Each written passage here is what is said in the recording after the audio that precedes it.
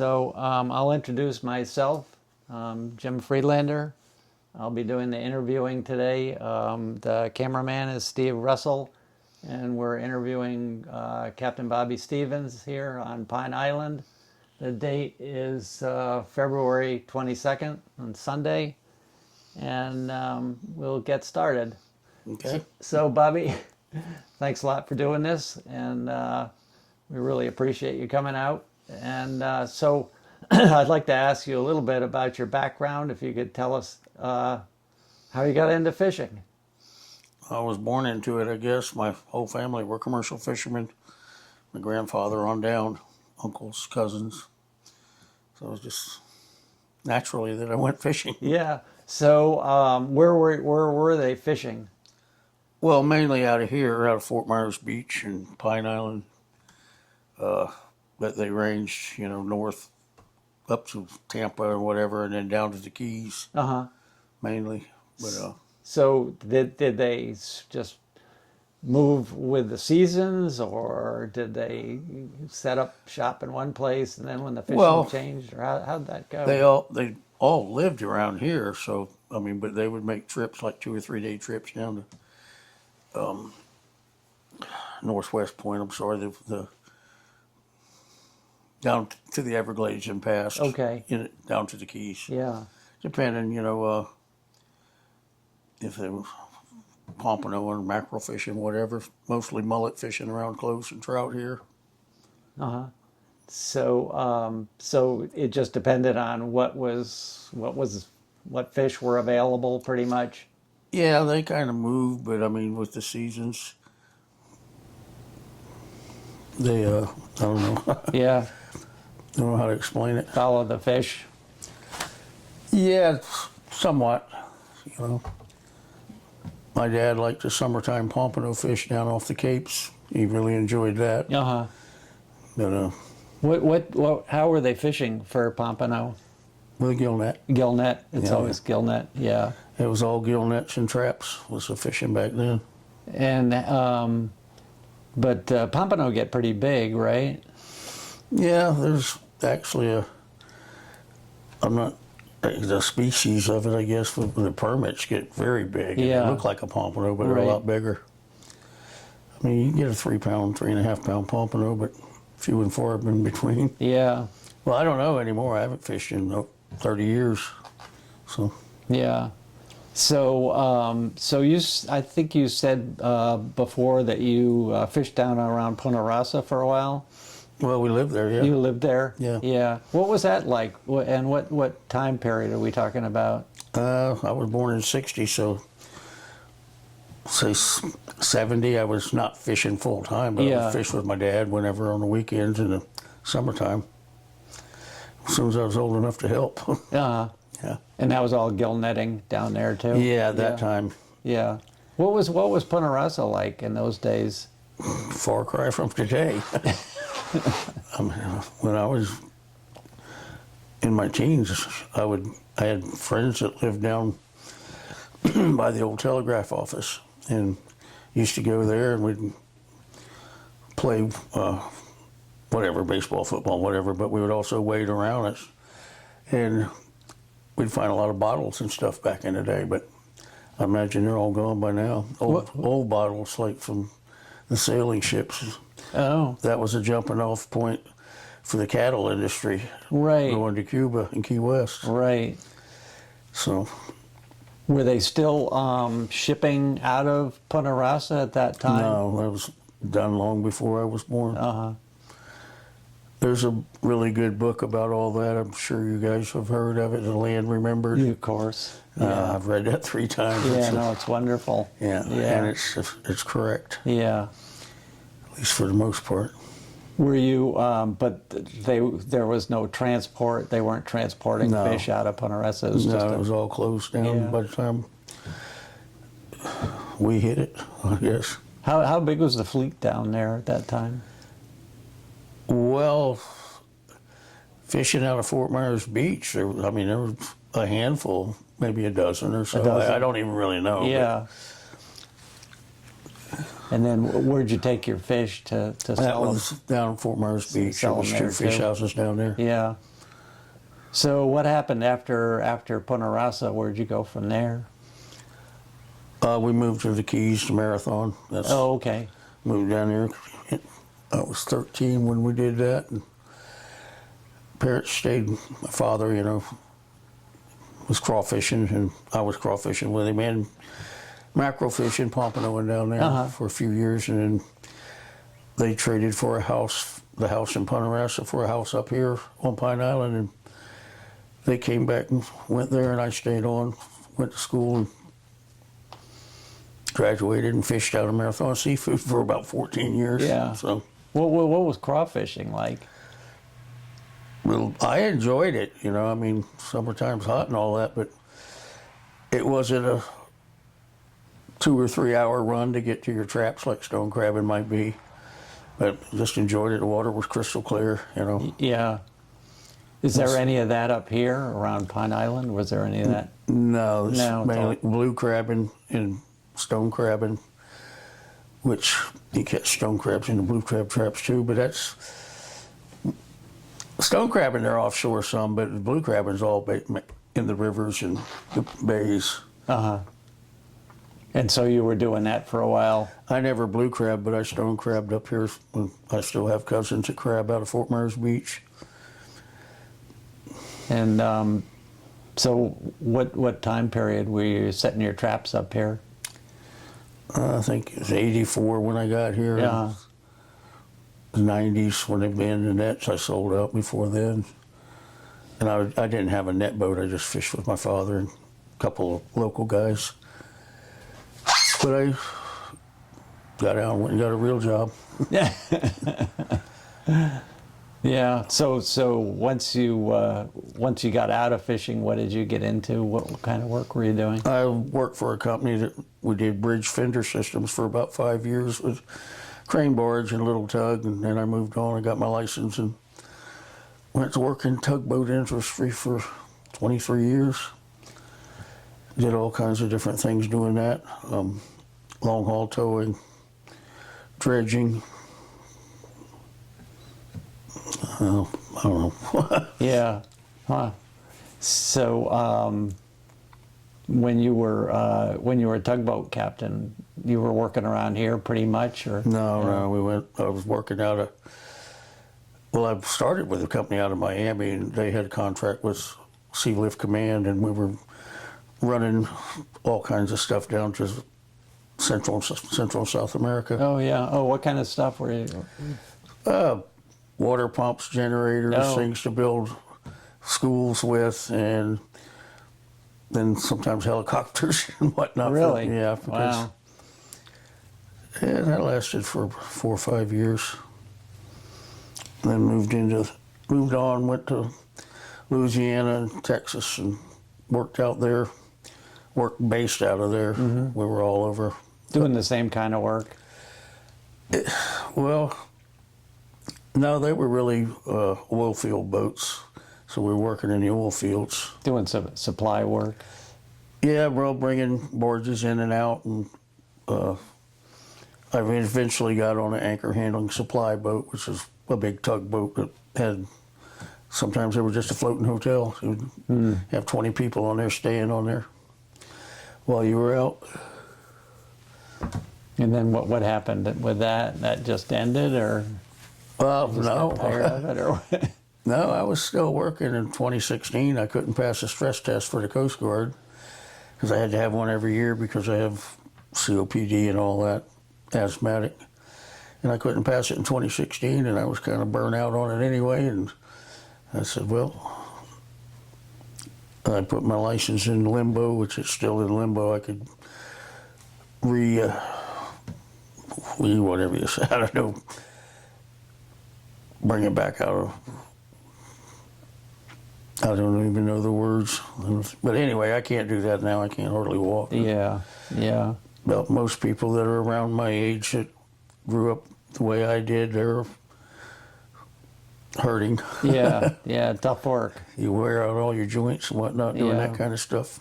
What would it? You have to take another physical to. Yeah, it would just basically be a renewal. Yeah.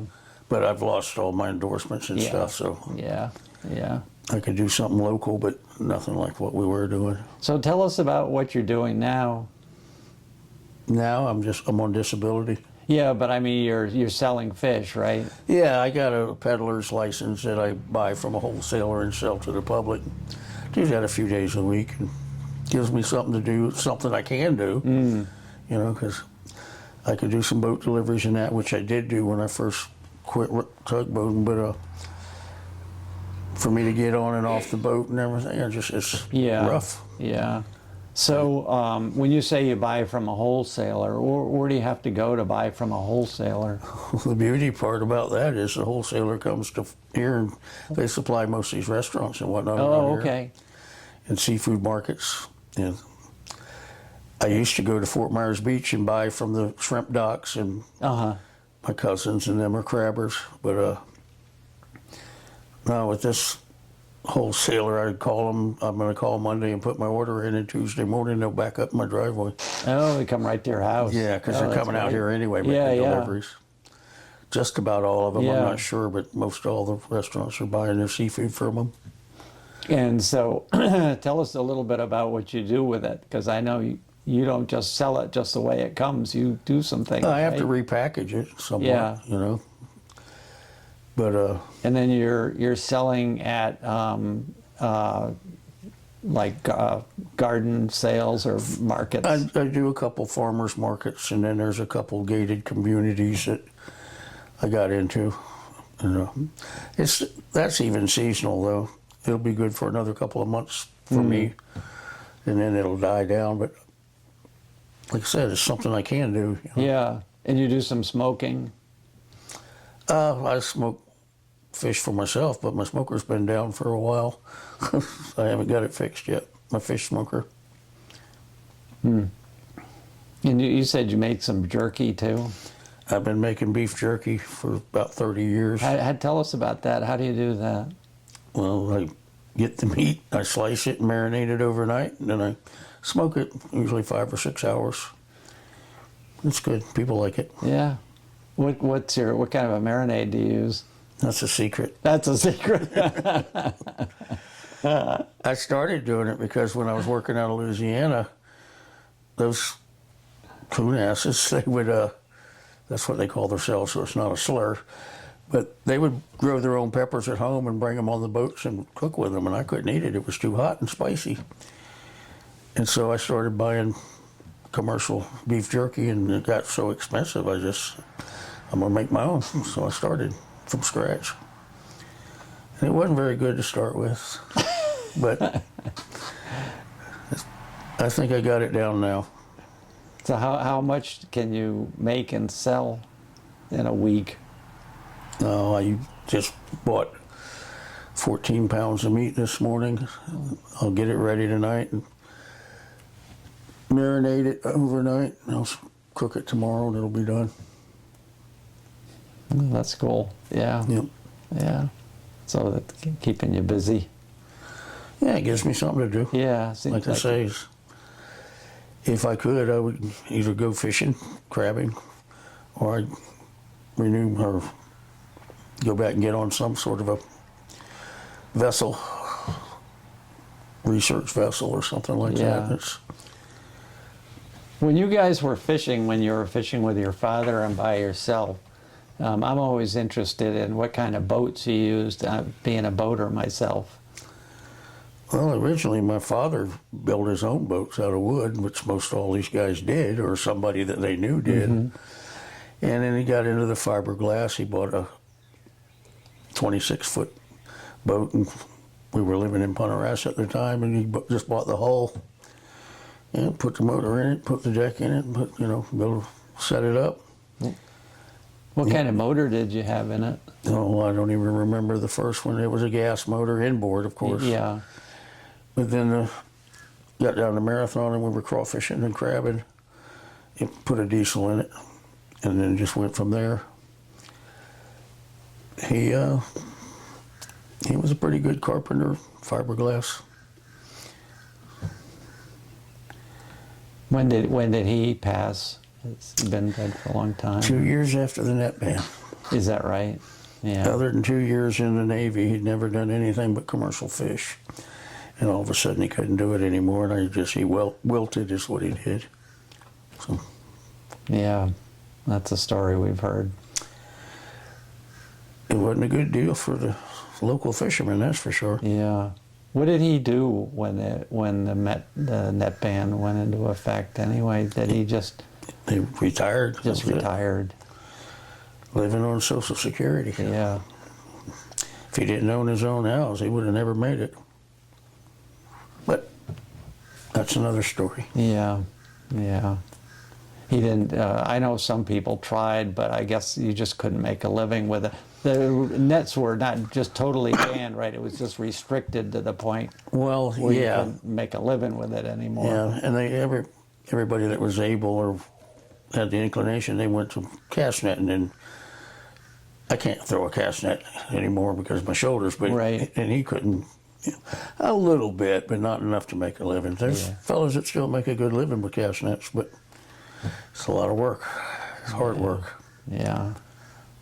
So Where was he when the net ban went into effect? Was he here? yeah, in Bokeelia. Bokeelia, yeah. Yeah. Well, Yeah, it was a sad day for this part of the world. It really was. yeah. But What were you and he doing when that was in the the legislature, when it was in process before Oh. it actually happened? we weren't protesting or anything, if you're looking at it that way. Some people did, but back then they had the Organized Fishermen of Florida organization, and they were lobbying against it. And so all the members, I guess, in that way were. But the deck was stacked against them from the beginning. I can't remember, but there was a famous general, I think it was, can't remember his name, but he quoted in the Tampa Tribune that he could have 400,000 signatures to fight it if it comes to that. Talking about his army. Yeah. So I can't remember his name, but yeah, there was. And the big money, the sports fishermen and all. I mean, I'm not against anybody doing what they love, but that was a big part of it. And that was in '05. Was that '05 that happened? Well, the net ban was in '95. Oh, 95. Yeah. Okay, 95. Yeah. Yeah, there was a lot of name calling and whatnot going on between the two. Between the sports fishermen and the Yeah, pretty much. Yeah. Yeah. And as I suppose things changed here too after that happened. I mean, in terms of snowbirds and more of that. Oh, I don't know. I mean, there's been snowbirds living in Florida forever, as far as I know. When I was a little kid, we called them tin canners because they lived in little trailers. As you can see now, there's not little trailers, they're Not so mansions. much. Yeah. Yeah. Yeah.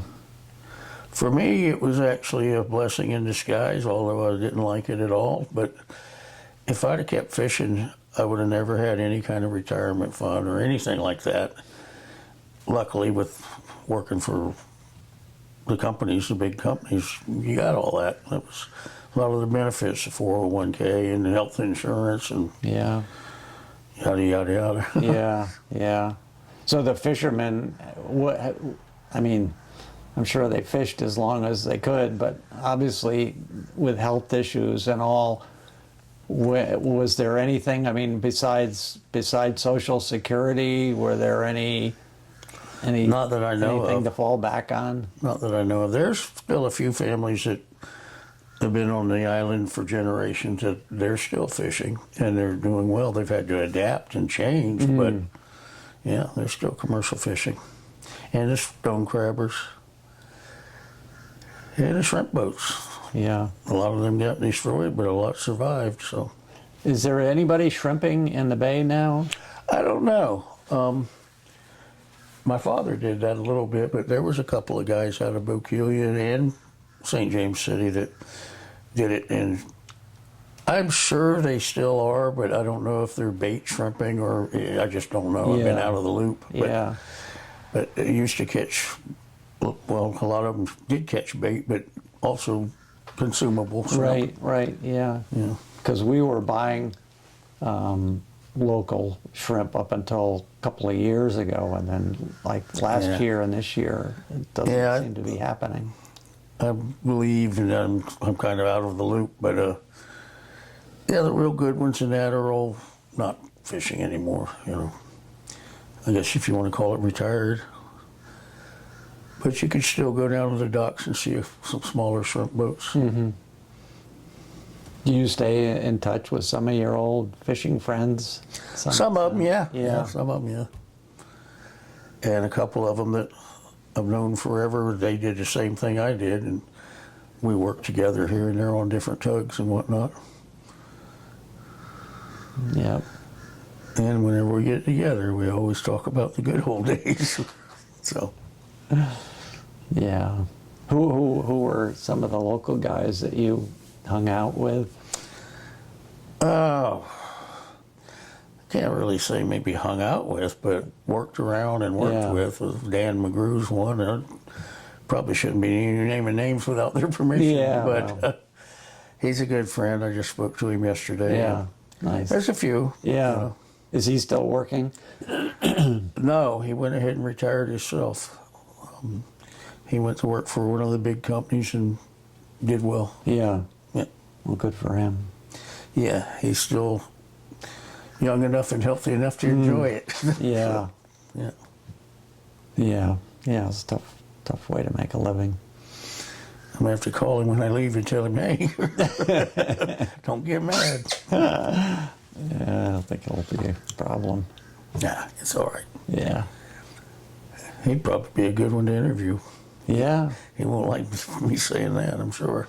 Well, when you talk to him, if he I'll wants ask him. to ask him, if he Yeah. wants to get interviewed, we'd love to talk to him. He might. Yeah. Yeah. Yeah. More voices we can get recorded, the more people will know about what happened here. Yeah, I mean, there's no reversing it. There's no hopes of that. No. But No. would have been nice back in the day. Yeah. But it's just good to know, what's transpired and how people have been treated. And Yeah, I'm sitting here thinking about the summertime pompano, and you're riding around there looking and looking and looking, and they actually had water planes, but not always, and not at night. But all of a sudden, you're following these bait muds, from pompano would get around the edges and strike them, and they're just showering over the net. Next thing you know, there's places that'll sink the net, and it's just exciting. It's crazy. yeah. Yeah. Yeah.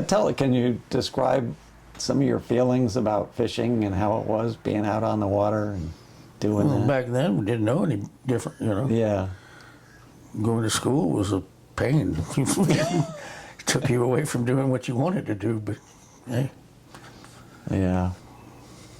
You never had any inclination to do anything else. You just always wanted to fish. Well, no, when I was younger, until the band, that's all. There wasn't a question about it. Yeah. What else I wanted to do. Yeah. I worked on the water all but about 2 months my whole life. So, Yeah.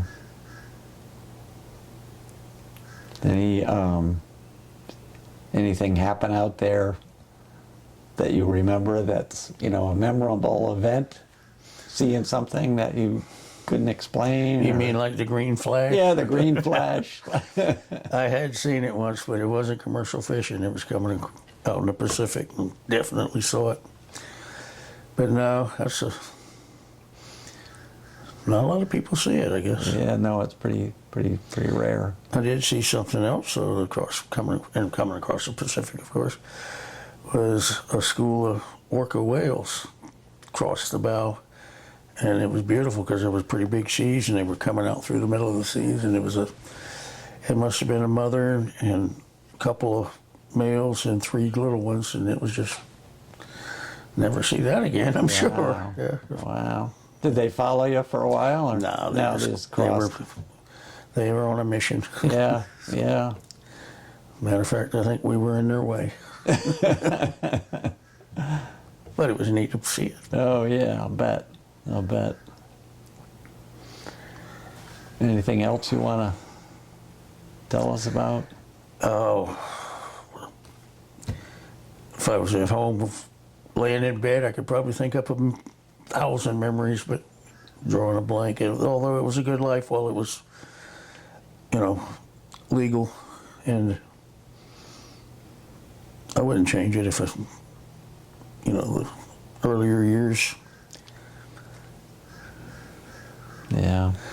The water's changed so much with pollution and overpopulation and just regulation.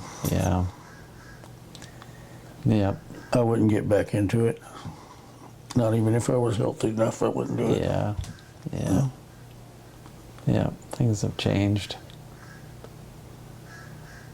Okay. Well, thank you very much for coming back and doing this. This was No good. problem. I appreciate you. I'll mention it to Bongo. He's a Okay. lot more vocal than I am. Yeah. Yeah. Yeah, definitely. Yeah. Yeah, we're trying to get all of these we can. It's been good. It was People are enjoying them. It was a competitive group, but a tight-knit group as well, Everybody loved what they were doing. Yeah, that's what we gather from everybody we've talked to. Yeah, I did look online and I saw, and I went down the list of people, and I know a lot of them. Yeah, I bet. Yeah. Some of the great ones, actually. Yeah. It's been really fun. It was a way of life. Yeah. Yeah. Okay, well, thanks a lot, Bobby. No problem. Thanks for coming back. Appreciate you guys.